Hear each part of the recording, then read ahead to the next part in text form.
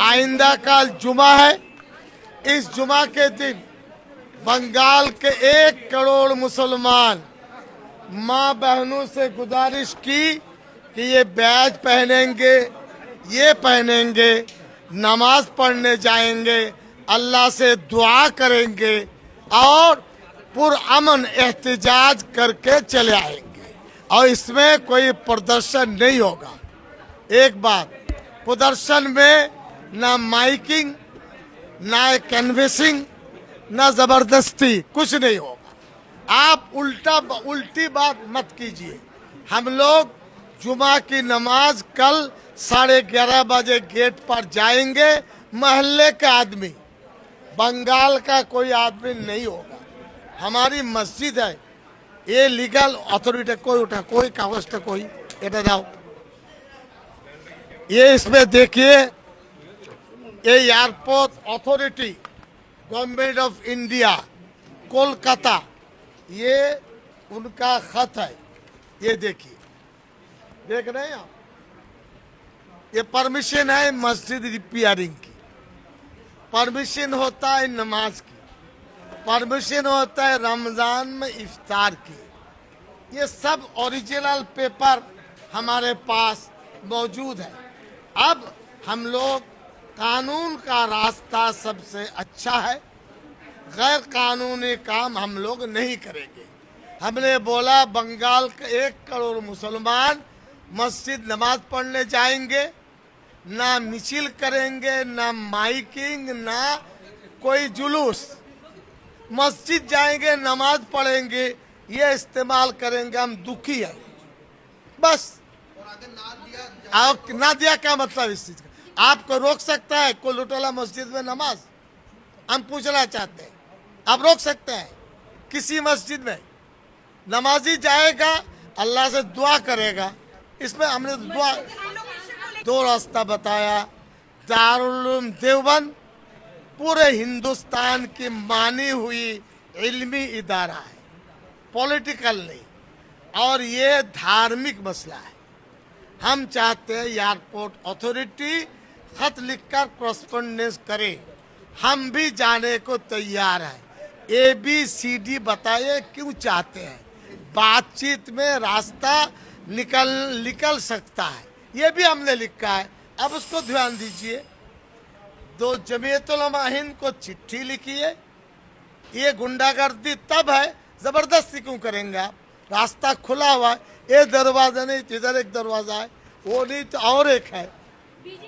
বাঁচার জন্য তাকে চেষ্টা করতে হবে, কি করবে? আর তো জায়গা নেই। একটা জিনিস এটা পরিষ্কার, তৃণমূলের যারা আছে বা নেত্রী মমতা ব্যানার্জি, যে রাহুল গান্ধী ছাড়া, সোনিয়া গান্ধী ছাড়া, কংগ্রেস ছাড়া তার কোনো গত্যন্তর নেই। একটা ফিয়ার সাইকোসিস তৈরি করাচ্ছে, এই তাই ওই, কিন্তু কাজের কাজ কি হচ্ছে? কটা বাংলাদেশি তা জানা নাই, কটা রোহিঙ্গা তা জানা নাই, কোথায় গেল তা জানা নাই। আসতে পারে, কিন্তু তাদের জন্য তো আমাদের ভারতবর্ষের গোয়েন্দা বিভাগ তৎপর থাকা উচিত, আমাদের খবরাখবর আরো বেশি থাকা উচিত, সেই পরিকাঠামো আরো দক্ষ যোগ্য হওয়া উচিত। শুনছি তো অনেক কথাই, কিন্তু কাজে কি হচ্ছে আমার জানা নাই। শুনলাম সব বাংলাদেশিদের তাড়িয়ে দেওয়া হবে, ওটা বাংলাদেশি গেল, আওয়াজ উঠলো, হল্লা হলো, আলোচনা হলো, সব থেমে গেল যেমনকার তেমন। আর কোনো আলোচনা শুনছে? স্কুলে যদি কেউ ভর্তি না হয়, শিক্ষক কি করবে? শিক্ষক তো তার যোগ্যতা প্রমাণের মধ্যে দিয়ে চাকরি পেয়েছে। শিক্ষকের কি দায়িত্ব স্কুলে বাচ্চা ধরে নিয়ে আসা? তাহলে বলে দাও, শিক্ষক তখন তুমি চাকরি পাবে যখন তুমি সেই স্কুলে বাচ্চা ধরে নিয়ে আসতে পারবে, ছাত্র বা ছাত্রী ধরে নিয়ে আসতে পারবে। এটা তো সরকারের ব্যর্থতা। শিক্ষককে তাড়িয়ে দিলাম, তাহলে কি স্কুলে পড়াশোনা বেশি হবে? না সরকার তার নিজের খরচ কমাবে? একটা খুব স্বৈরাচারী মানসিকতা প্রকাশ পাচ্ছে। কি যা খুশি করো, পরোয়া করি না, কারণ আমাদের হাতে সরকার আছে, আমাদের অন্য দল ভাঙিয়ে সরকার পরিচালনা করার ক্ষমতা আছে, আমরা যা খুশি তাই করতে পারি। অতএব এখানে প্রতিবাদ, প্রতিরোধ এগুলোর কোনো মূল্য নেই, এগুলো মূল্য নেই। একমাত্র আলোচনা করতে যেতেই পারতো। এখন ব্যাপার হচ্ছে যে সবকিছু নির্ভর করে ভোট ব্যাংকের উপরে। যখন কিষাণ আন্দোলন হয়েছিল তখন বারবার করে যেতে হয়েছিল, কারণ ভোটের ব্যাপার ছিল। সোনাম ওয়াংচুক একটা লাদাখের লোক, সে আর কি করবে, তাই তাকে পাত্তা দিচ্ছে না। খুব দুর্ভাগ্য এটা আমাদের দেশে। তো মন্ত্রীরা বহুরূপী মন্ত্রী, খুব ভালো। বহুদিন আগে রাজা রাজারা এগুলো করতো। বহুদিন আগে চাণক্যর আমলে রাজাদা এসব করতো, শাসকরা নগরের খবর নিতে যেত এইভাবে। এখন হয়তো সেই শাসন ব্যবস্থা আছে, তাই ছদ্মবেশে বিনা বেশে ঘুরবে, ছেলে থেকে মেয়ে, মেয়ে থেকে ছেলে হয়ে ভালোই লাগছে। বিজেপি পার্টি কাকে জোর করছে? এই যে এত দলে দলে তৃণমূলের এমএলএ, দলে দলে তৃণমূলের এমপি সব বিজেপিতে চলে যাচ্ছে, কোনো জোর দেখতে পাচ্ছেন বাইরে? কোথাও যেতে হবে না, সব স্কুল সব মণ্ডপের লোকরা চেঁচিয়ে আসবে আপনাদের কাছে। কোথাও আপনাদের যেতে হবে না, বলতে হবে না, কিচ্ছু করতে হবে না, ইশারাই কাফি। ওখান থেকে সিলেক্ট হবে কে উদ্বোধন করবে না করবে, আমরা সব জানি। করুন, এটাই হবে এখন বাংলায়। দিদি যা পথ দেখিয়েছে সেই পথ আপনারা অবলম্বন করুন।